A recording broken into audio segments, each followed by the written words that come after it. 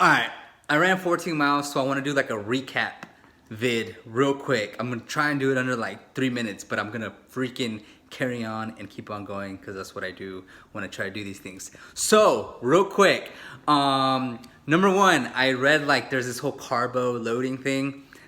I never really heard about it, so I didn't really believe it. So I tried it just to see what it's like. Basically, if you just Google it, the quick snippet is like you eat more carbs the day before in order to fuel for the next day.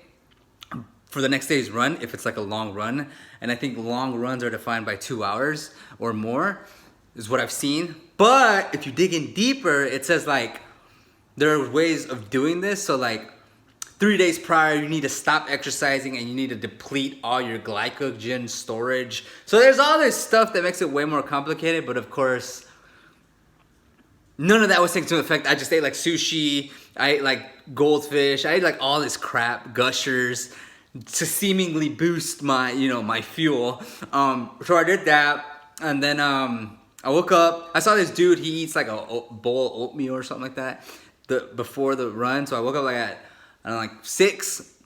I had a bowl of oatmeal, two bags of oatmeal, blueberries and almond milk. I don't know if the almond milk was a good idea, but I did anyways. Ate that. I got those noon tablets, like electrolytes. Apparently, electrolytes are good to fuel you because sodium and salt, something. So I drank one of those, and then I made another water bottle and put another one for the go. And then I had two goo things. They're like 100 calories each. I forget how many grams of carbs each one of which was decent. And then 20 milligrams each packet. So I was gonna take one 6 miles in and then another one 10 miles in. And then as far as like, oh, where's that thing? I bought this thing which is really great. It's where is it? It's like this, these arm things right here?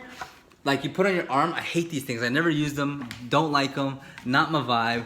But oh, here it goes. Nope. I don't know where I put it or where it is. But I got this, like, it's like a fanny pack style thing, but it's not a fanny pack. It's just a really, where is it? And we're almost at 3 minutes. It's just like a super, it's a thing you clip on your waist, and it has like a very skinny pouch. Like it looks like nothing fits in it, but when you put stuff in it, it stretches it out. And so I put my phone and my headphones in there. Side note on that, for my headphones, I don't use my wireless headphones. I have some Bose headphones, which I don't use anymore when I run for long runs because A, it uses more battery, and B, it uses more battery. So I don't use these. I just use the regular Apple headphones, which by the way are freaking amazing. Like they're still probably the best bang for your buck. For $30, you get like super decent headphones. Like the sound quality isn't even that off. Where's my freaking thing at? But anyways, so that other preparation things, I carried 3 pieces of gum, and one thing that annoyed me a lot was like, dude, when you run and you sweat, you end up having like not just a sweat, but like you end up having a lot of boogers during the run. And like if it's cold, you might have like a jacket. If it's not cold, well, it was cold, but I wore like a short sleeve. So most of the time you're using like your shirt, or you're just blowing it out, which is annoying. So I was like, I ran like 4 times and I was like, what? There needs to be some kind of product invented for when you're running, you can like clear your nose. And I was like, there's probably like a towel, there's probably like something that attaches to your wrist. And then finally I was like, dude, wait a minute. Why don't I just take like a couple tissue papers and just put them in my pocket? So that's what I did. I put 3 tissue papers in my pocket. Best freaking idea I've had all freaking month long. That handled that problem. So if you ever run, just carry some tissue with you. Blow your nose. There's trash cans everywhere. And do it like that. So back to the thing. Those noon things I just carried with me. Again, I didn't use them. I ate. Headed out from here. We started off, I don't even know where, somewhere down by Bel Air. Already knew the route. So we started running. Everything was good. The first 6 miles, I don't use headphones at all, just because I feel like it's easy. When you run those first 6 miles or the first set of miles and you don't have headphones in, it's like, all right, now I'm putting my headphones in and I'm already 6 miles in. Don't know. It helps me, like, it's almost like those miles don't count. So You know, it's super easy. But funny enough, once I put the headphones in, I took the goo thing. My freaking groin, like the inside of the groin, both of my legs starting to hurt, like the groin part, like a lot. It felt like my legs were like well, I guess they are sockets in a way. Like they were loose, and every time I would move them, it would hurt like I need WD-40. Like my legs are just gonna fall off. And I was hoping it would stop hurting as I ran, because I would like stretch out my legs to kind of loosen it up, but it did not help at all. So from like mile 7 till the end, which is like mile 16, it hurt a lot. I mean, it hurt a lot, but it hurt a little every single step. So it ends up being a lot. Like it hurts a lot.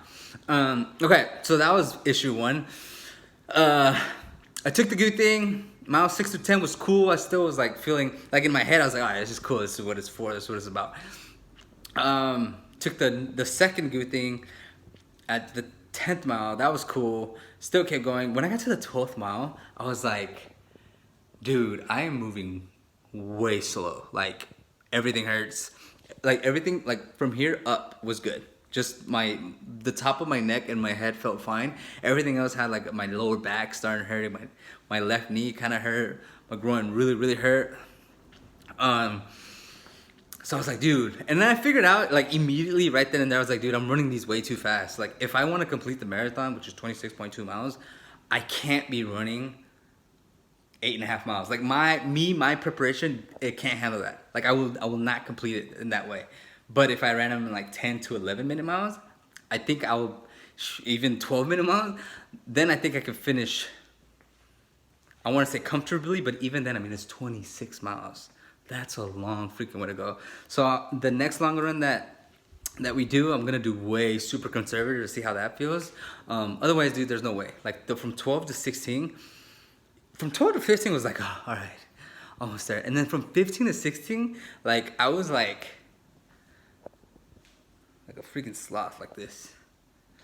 I seen Rango. I was Rango in the barn scene. So yeah, finished up. Went way too fast. Like the people I run it with, like they're better at running, or they're more prepared at running than I am at this moment. So I always start with them and stay up with them, and then surely enough, over time, 10 yards, 100 yards, then I can't see them. That always happens. So I think if I just start at my own pace, it will be good. But it was cool. It was like really cool. Like, dude, that's far. That's like a long way to go. And it's funny because like, if you think about it, everybody's basically equipped to do this. Like, what does it take? Go outside and just start running. Like it's not that crazy. Like you don't need that much preparation. Like the idea of it to do it is not like, it's not like out of reach. Like you gotta start. Anyways, 8 minutes, so I'm gonna end it now.